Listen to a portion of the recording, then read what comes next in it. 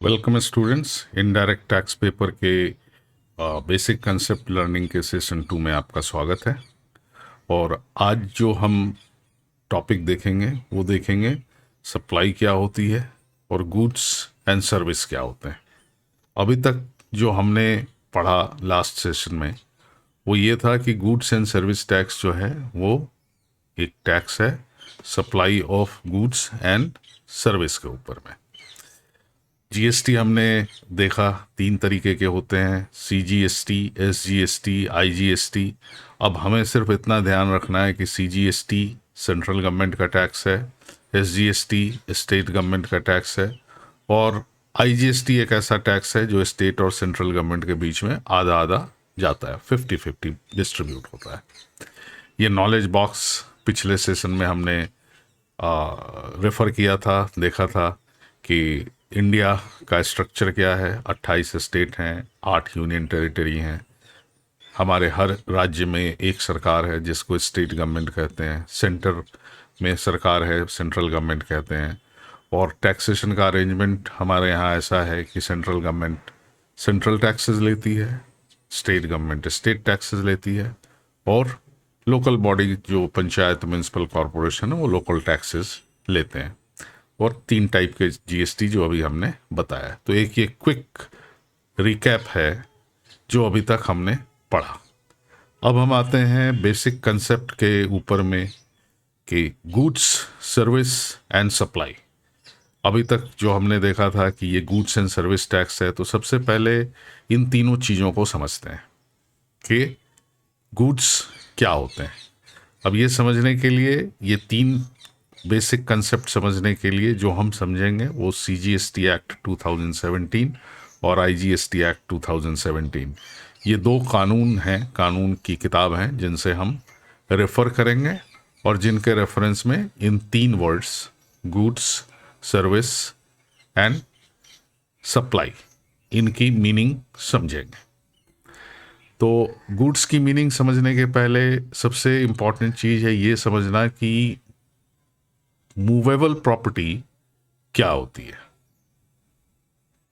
इसको हम एक मोबाइल के एग्जाम्पल से समझते हैं। ये एक मोबाइल है, क्या ये एक इलेक्ट्रॉनिक आइटम है और ये आइटम जो इसका ओनर है उसके लिए एक वैल्यूएबल आइटम है। तो इसको हम ऐसा कह सकते हैं कि ये कैरी अराउंड भी होता है, आप इसको मूव कर सकते हैं, कहीं ले जा सकते हैं, मूवेबल है।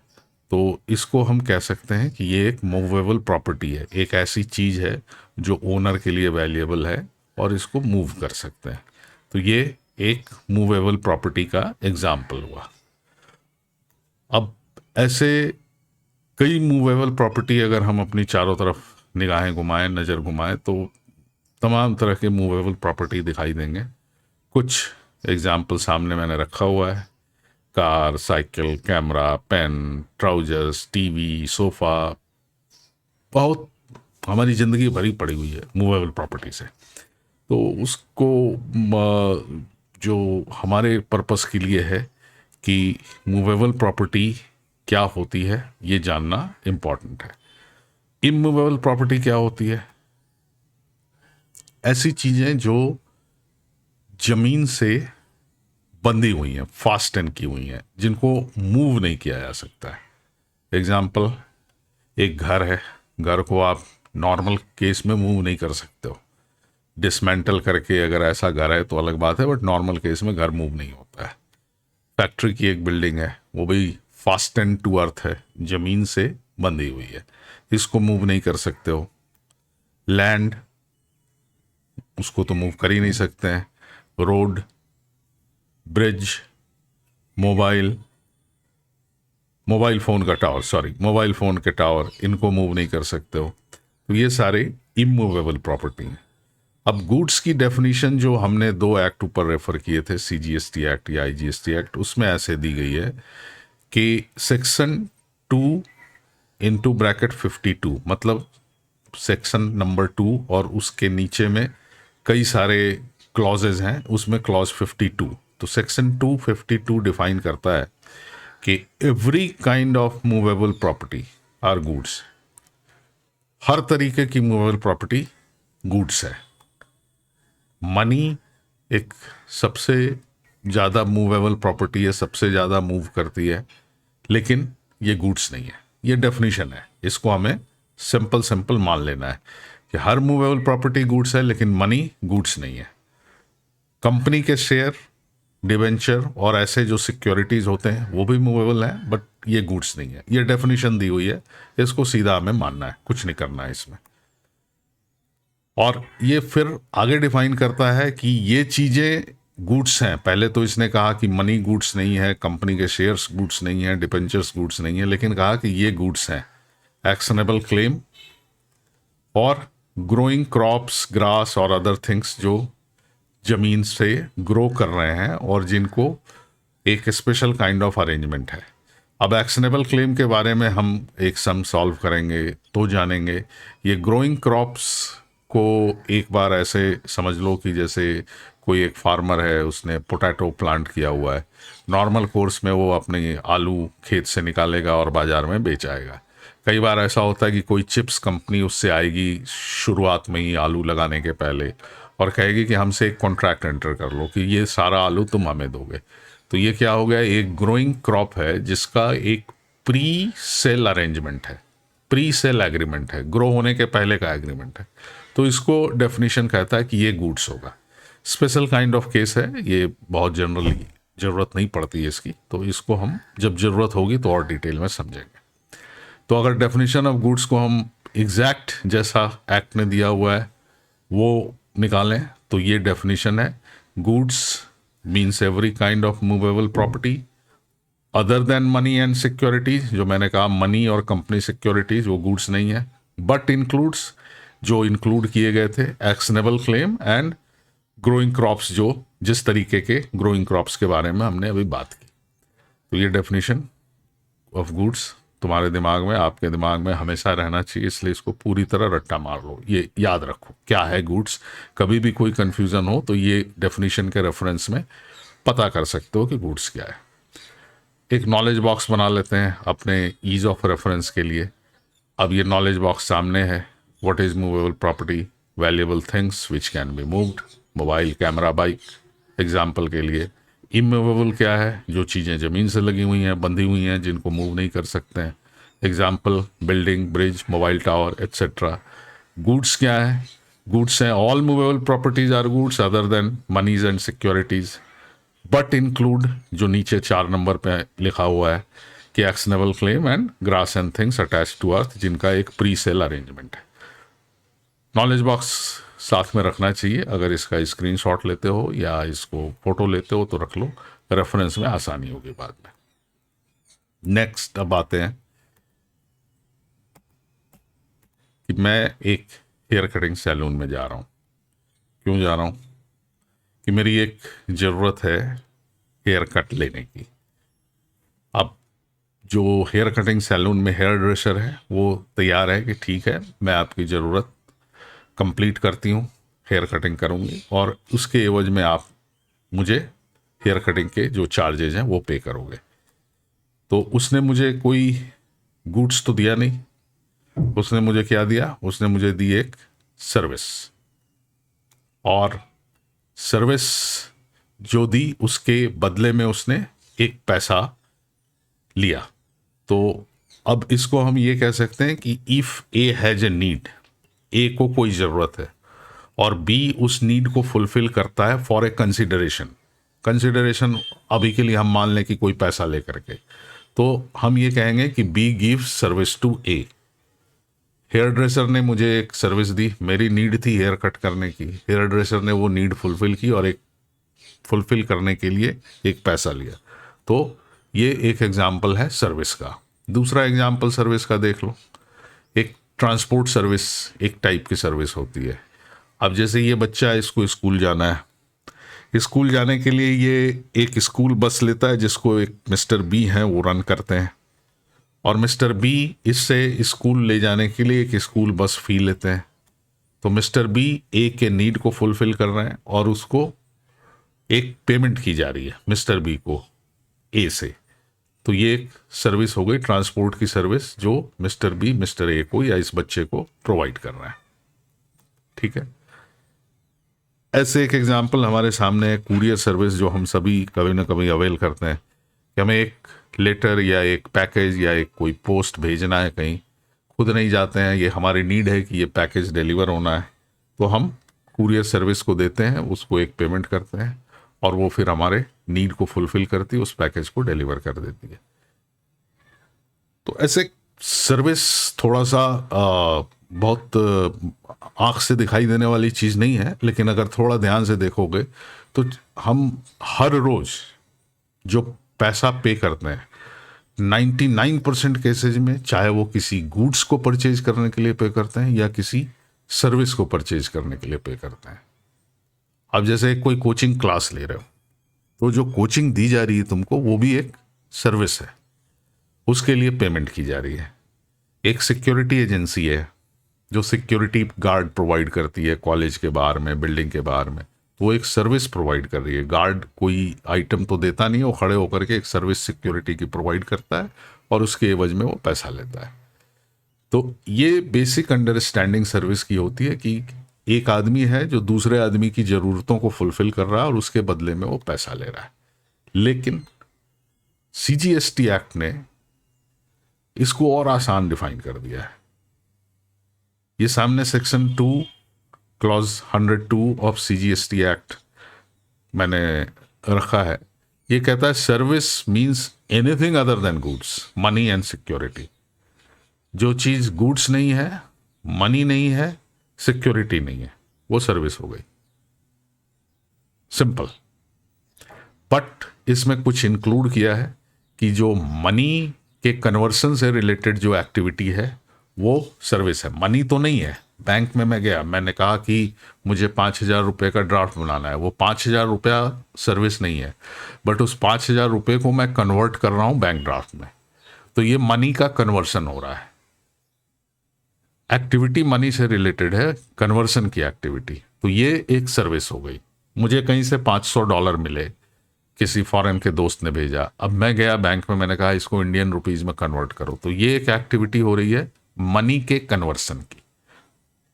तो मनी के कन्वर्सन से रिलेटेड जो एक्टिविटी है वो सर्विस होती है। तो अब इस डेफिनेशन को हम याद रखें कि कोई चीज मेरे सामने है, वो अगर गुड्स नहीं है, मनी नहीं है, सिक्योरिटी नहीं है, तो वो सर्विस है। और मनी से कन्वर्सन की एक्टिविटी को सर्विस माना जाता है। सिंपल डेफिनेशन ये दी गई है एक्ट में। तो हम सर्विस को दोनों तरीके से जज करके देख सकते हैं। एक तो वो पुराना डेफिनेशन है नीड वाला, कि नीड फुलफिल हुई, पैसे लिए नीड फुलफिल करने वाले ने, तो उसने सर्विस प्रोवाइड की। या दूसरा हमने देखा कि कोई आदमी पैसे दे रहा है और अगर वो गुड्स नहीं ले रहा है तो वो सर्विस ले रहा है। गुड्स ले रहा है तब तो सामने दिखाई दे जाएगा, कोई आइटम एक्सचेंज होएगा, और नहीं ले रहा है तो सर्विस ले रहा है। ये कंसेप्ट और क्लियर होगा जब हम थोड़े से इस पे सम सॉल्व करेंगे आगे। फिर से नॉलेज बॉक्स सामने है, एक स्क्रीनशॉट डिजायरेबल है, या एक कॉपी पे नोट कर सकते हो तो वो भी डिजायरेबल है कि सर्विस क्या है, जो अभी डिस्कस करा हमने, क्या इंक्लूड किया गया है, activity related with conversion of money. और एक इजी आइडेंटिफिकेशन का तरीका है किसी भी ट्रांजैक्शन को कि सर्विस हो रही कि नहीं, ये देखें कि कोई नीड फुलफिल हो रही है और अगला नीड फुलफिल करने वाला जो है वो पैसे ले रहा है, तो ये सर्विस हो गई। तो गुड्स और सर्विस को इतना समझने के बाद में अब हम आते हैं सप्लाई के ऊपर में। ठीक है, क्योंकि जैसा मैंने शुरू में कहा था कि 3 ABC हैं जीएसटी के, गुड्स सर्विस सप्लाई। ये जिसकी समझ में आ गई तो उसके लिए पूरा का पूरा पेपर जो है वो बहुत आसान हो जाएगा एनालाइज करके सॉल्व करने के लिए। तो सप्लाई के ऊपर में हम आते हैं। सप्लाई क्या चीज़ होती है? सप्लाई का अगर डिक्शनरी मीनिंग हम देखने जाएं तो इसका जो इसकी मीनिंग है वो ये कहता है कि supply means to provide something that is wanted और नीडेड।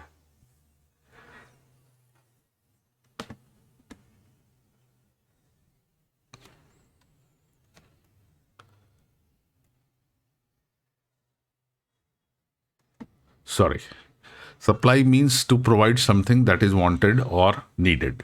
ये सप्लाई की डेफिनेशन है। अब इसको हम जीएसटी के एंगल से देखें कि हर चीज जो वांटेड और नीडेड है किसी ने दे दिया तो वो सप्लाई हो जाएगी। मुझे खाना खाना है, घर में किसी ने मुझे खाना दे दिया, तो क्या वो सप्लाई हुई जीएसटी के लिए? चलो देखते हैं। ये मदर है मेरी और ये मुझे ऑफिस में लंच बेचती है, ठीक है। इन्होंने मुझे जो लंच चाहिए वो सप्लाई किया, तो सप्लाई तो हुई यहाँ पे। बट इनका कोई लंच भेजने का, टिफिन भेजने का कोई बिजनेस नहीं है। She is not in business of tiffin supply. और मेरे से वो इसके लिए कोई पैसे नहीं ले रही टिफिन सप्लाई करने के लिए, ठीक है। इन्होंने मुझे लंच प्रोवाइड किया without consideration and not in course of business. ये लास्ट वाली जो लाइन है कि she has provided me lunch without consideration and not in course of business, इसको बिल्कुल दिमाग में रखो। आगे इसके बारे में बात करेंगे। लंच दिया, पैसे नहीं लिया, और वो लंच देने के कोर्स ऑफ बिजनेस में नहीं है, वो बिजनेस नहीं है जिसके दरमियान उन्होंने मुझे सप्लाई की। अब हम आते हैं, ये हमारे एक अंकल हैं, इनका ऑफिस में लंच सप्लाई करने का बिजनेस है, ठीक है।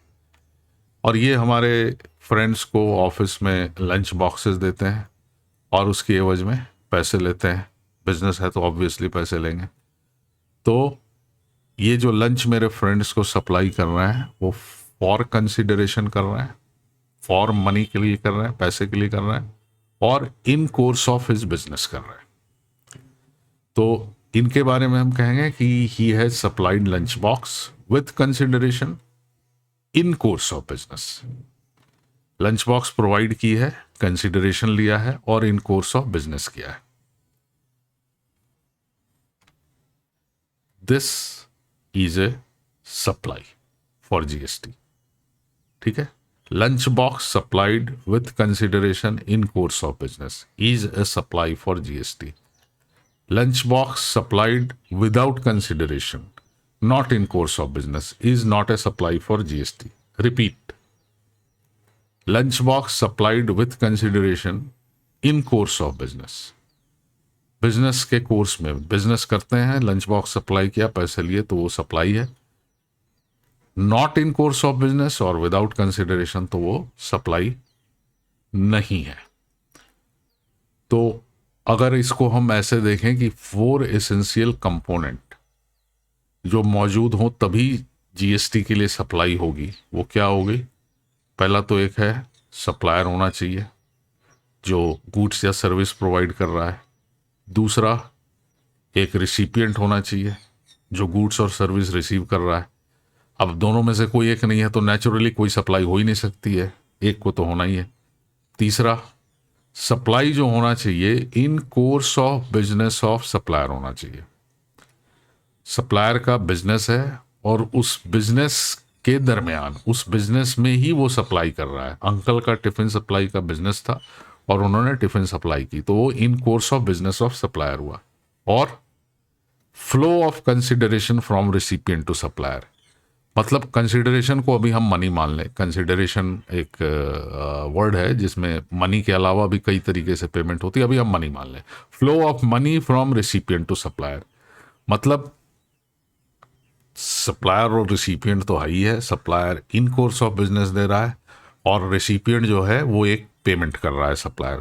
तो ये जब तक ये चारों कंपोनेंट नहीं है जीएसटी में, वो ट्रांजैक्शन सप्लाई नहीं मानी जाएगी। जैसे अगर मेरी मदर वाला केस ले लो, उसने ना तो इन कोर्स ऑफ बिजनेस सप्लाई किया, ना ही कोई पैसे लिए, तो सप्लायर था, रिसिपिएंट था, लेकिन वो जीएसटी के लिए सप्लाई नहीं हुई।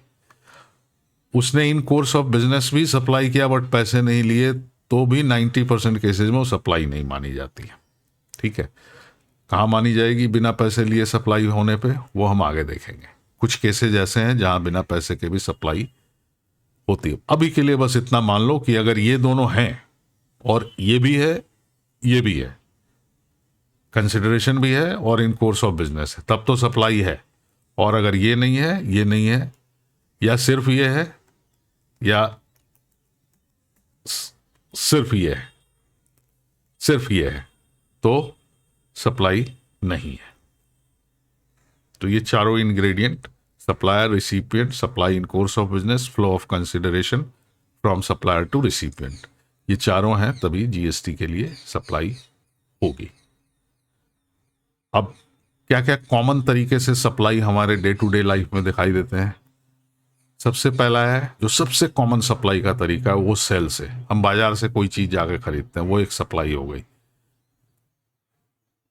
दूसरा है एक ट्रांसफर, जैसे ट्रांसफर ऑफ प्रॉपर्टी हुई, वो भी एक तरीके की सप्लाई है। या ट्रांसफर ऑफ कार हुई, किसी ने अपनी कार को ट्रांसफर किया किसी बायर को, वो भी एक तरीके से सप्लाई होती है। एक तरीके सप्लाई के करने का एक ट्रांजैक्शन वो भी होता है।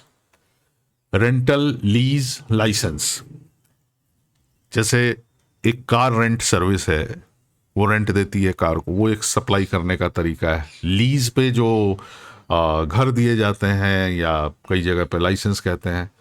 बार्टर एक्सचेंज, ये भी एक तरीका है। एक तरीका है डिस्पोजल। अब जल्दी क्लास को वाइंड अप करने के लिए एक एग्जांपल मैंने रखा है कि supply of goods by sale. ये जैसे ए ने मोबाइल बेचने के बिजनेस में है, मोबाइल का शॉप है, इसने बी को मोबाइल बेचा, बी ने 6,000 रुपये दिए, तो क्या हो गया? सप्लायर है, रिसिपिएंट है, in course of business of supplier mobile गई और पैसे आए, तो ये एक सप्लाई हो गया। ठीक है, ए है supplied goods by way of sale. Service, ये हेयर कट वाले में, यहाँ पे ए ने बी के हेयर कट किए, तो ये भी इसने सर्विस का सेल किया। Supply of goods bye barter, ये बहुत फ्रीक्वेंट, बहुत ही रेयर चीज है, दी गई है कानून की किताब में, बट कम ही होता है, बट होता है कभी कि ए ने एक स्कीम निकाली कि मेरे मोबाइल बेचने की शॉप है, वॉच भी बेचता हूँ, तुम पुराने 2 आईफोन दे जाओ और एक फिटनेस वॉच ले जाओ, तो ये एक तरीके का बार्टर है। और बी आती है, बी ने 2 पुराने आईफोन दिए और एक नया फिटनेस वॉच ले लिया ए से, तो ये एक तरीके का बार्टर हुआ, जिसमें पैसे का तो लेन देन नहीं हुआ, लेकिन कुछ कंसिडरेशन का फ्लो है, वो हम सम सॉल्व करेंगे तब जानेंगे। ये एक supply of goods bye barter का एग्जांपल है। Supply of goods by exchange, कई बार देखा होगा दुकान में स्कीम आती है टीवी की दुकान में कि पुराना टीवी लाओ, नया टीवी ले जाओ, तो ये एक तरीके का exchange, supply bye way of exchange है कि एक्सचेंज ऑफर कर रहा हूँ कि आप 10,000 रुपये दो, पुराना फ़ोन दे दो, नया फ़ोन ले जाओ, ये भी एक तरीके से सप्लाई होती है।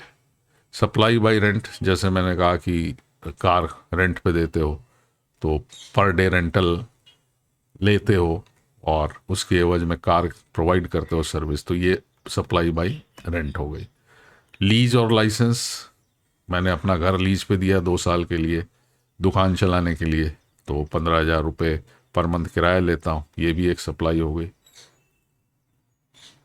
सप्लाई बाय डिस्पोजल है, जैसे मैं ऑफिस में मैंने कुछ जो अपने पुराने फर्नीचर, कंप्यूटर वगैरह बेचे, तो ऑल्दो मैं पुराने फर्नीचर, कंप्यूटर बेचने के बिजनेस में नहीं हूँ, लेकिन ये माना जाएगा सप्लाई।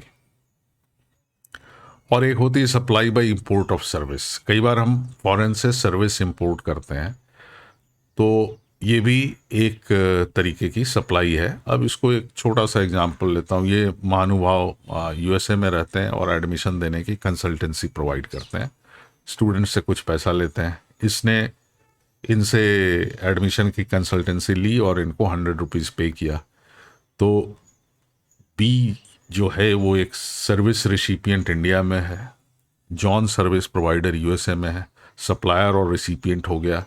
सर्विस आई जॉन से बी को, इसने इंडिया में वो सर्विस अवेल किया और इसने पेमेंट किया जॉन को, तो इसने सर्विस इंपोर्ट किया और ये एक सप्लाई मानी जाती है डेफिनेशन के हिसाब से। ठीक है, अब 2 और स्पेशल कैटेगरी की सप्लाई हैं जिनको हम बाद में डिटेल में पढ़ेंगे, उनको कहते हैं डीम्ड सप्लाई। ऐसी सप्लाई जिनको कहा गया है कि उसमें सप्लाई के हो सकता है जो 4 हमने इंग्रेडिएंट बोले थे 4 इंपॉर्टेंट इंग्रेडिएंट, उसमें से कोई एक मिसिंग हो तो भी वो सप्लाई मानी जाएगी। ये शेड्यूल 1 ऑफ CGST एक्ट में दिया है। इसको हम पढ़ेंगे, जब ज़रूरत आएगी तो पढ़ेंगे। और वैसे ही एक सप्लाई के कुछ ट्रांजैक्शंस दिए गए हैं शेड्यूल 2 ऑफ CGST एक्ट में। इसमें कुछ डिस्प्यूटेड सप्लाई पहले से थे कि वो हैं कि नहीं सप्लाई, उनको क्लैरिफाई किया गया है।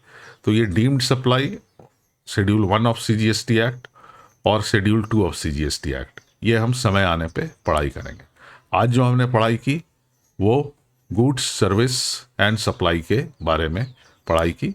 नेक्स्ट सेशन में अब हम रियल